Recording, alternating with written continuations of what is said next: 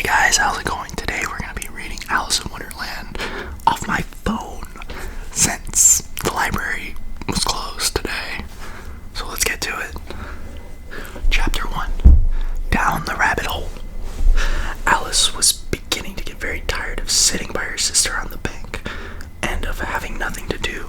Once or twice she had peeped into the book her sister's was reading, but had no pictures or conversations in it. And what is the use of a book, thought Alice, without pictures or conversation? She was considering in her mind as well as she could, for the hot day made her feel very sleepy and stupid. Whether the pleasure of making a daisy chain would be worth the trouble of getting up and picking the daisies, when suddenly a white rabbit with pink eyes ran close by her. There was nothing so very remarkable in that, nor did Alice think it so very much out of the way to hear the rabbit say to itself, oh dear, I shall be late." When she thought it was over afterwards, it occurred to her when she ought to have wondered at this, but at the time it all seemed quite natural. But when the rabbit actually took a watch out of its waistcoat pocket and looked at it, and then hurried on, Alice started to her feet, for it flashed across her mind that she had never been or ever seen a rabbit with either a waistcoat pocket or a watch to take out of it, and burning with curiosity she ran across the field after it, and fortunately she was just in time to see it pop down a large rabbit hole under the hedge. White Rabbit, checking the watch, in another moment went down, Alice after it, never once considering in the world she would have to get out again. The rabbit hole went straight on like a tunnel for some way, then dipped suddenly down, so suddenly that Alice not a moment to think about stopping herself before she found herself falling down a very deep well. Either way, the well was very deep, or she was very slowly, for she had plenty of time as she went down to look about her and to wonder what was going to happen next. First she tried to look down and make out what she was coming to, but it was too dark to see anything. Then she looked on the sides of the wall and noticed that they were filled with cupboards and bookshelves here, and she saw maps and pictures hung up pegs. She took down a jar from one of the shelves as she passed. It was labeled orange marmalade, but to her great disappointment it was empty. She did not like to drop the jar for fear of killing somebody, so managed to put it in one of the cupboards as she fell past it. Well, thought Alice to herself, after such fails as this, I shall think nothing of tumbling downstairs. How brave! They'll all think I was home. Well, I wouldn't say anything about it, even if I fell off the top of the couch, which was very likely true. Down, down, down. Would the fall never come to an end? I wonder how many miles I've fallen by this time, she said aloud. I must be getting somewhere near the center of the earth. Let me see. That would be 4,000 miles down, I think. For you see, Alice had learned several things in the sort in her lessons in the schoolroom, and she thought this was a very good opportunity for showing off her knowledge, as there was no one to listen to her. Still, it was good practice to say it over. Yes, that's about the right distance, but then I wonder what latitude or longitude I've got to. Alice had no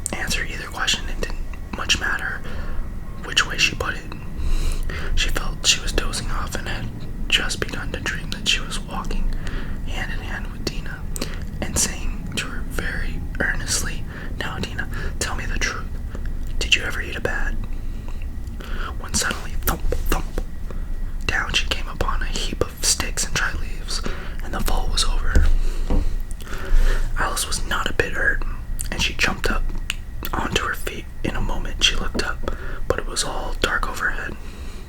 Before her was another long passage, and the white rabbit was still in sight, hurrying it down.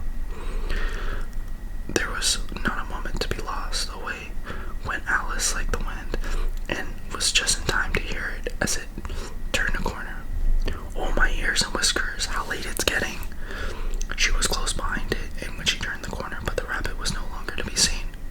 She found herself in a long, low hall, which was lit up by a row of lamps hanging from the roof.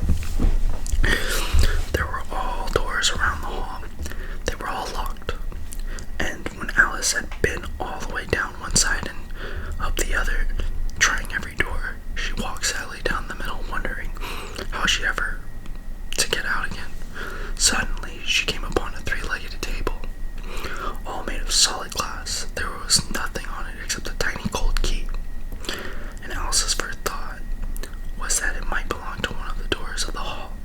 But alas, either the locks were too large or the key was too small, but at any rate it would not open any of them.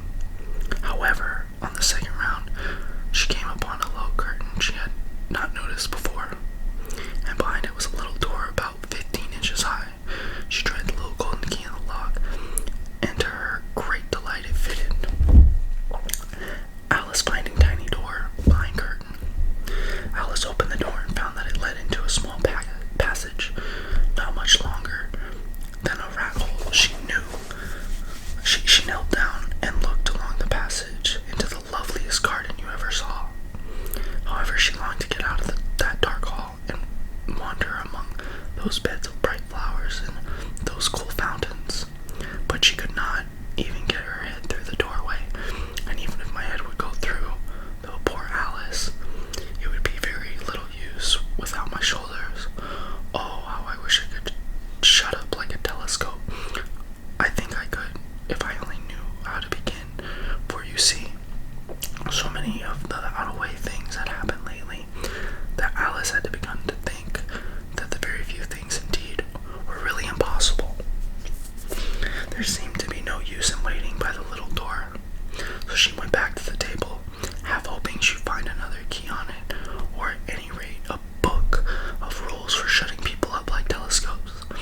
This time she found a little bottle on it, which certainly was not here before, said Alice, and around the neck of the bottle was a paper label with the words, "Drink me," beautifully printed in large letters. Alice, taking the drink me bottle. It was all well to say drink me, but the wise little Alice was not going to do that in a hurry. No, I'll look first, she said, and see whether it's marked poison or not, for she had read several nice little histories about children who had got burned and eaten up by wild beasts and other unpleasant things, all because they would not remember the simple rules their friends had taught them, such as the red-hot poker will burn you if you hold it too long, for that if you cut your finger very deeply with a knife, it usually bleeds. And she had never forgotten that. If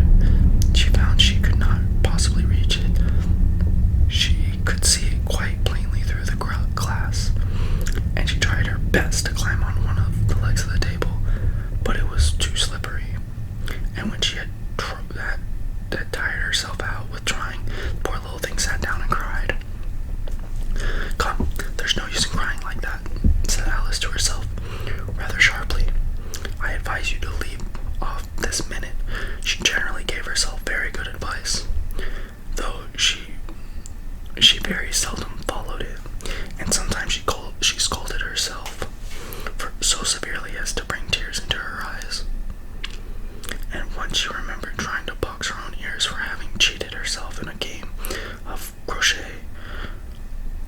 She was playing against herself, for this curious child was very fond of pretending to be two people, but it's no use now, thought poor Alice. To pretend to be two people, why, there's hardly enough of me left to make one respectable person. Soon her eye fell out on a little glass box. She was lying under the table. She opened it and found it in a very small cake, on which the words, "Eat me," were beautifully marked in currants. "Well, I'll eat it," said Alice, "and if it makes me grow larger, I can reach the key, and if it makes me grow smaller, I can creep under the door, so either way I'll get into the garden, and I don't care which happens." She ate a little bit and said anxiously to herself, "Which way, which way?" holding her hand on the top of her head to feel which way it was growing, and she was quite surprised to find that she remained the same size. To be sure, this generally happens when one eats cake, but Alice had got so much into the way of expecting nothing but out of the way things to happen that it seemed quite dull and stupid for life to go on in the common way. So she set to work, and very soon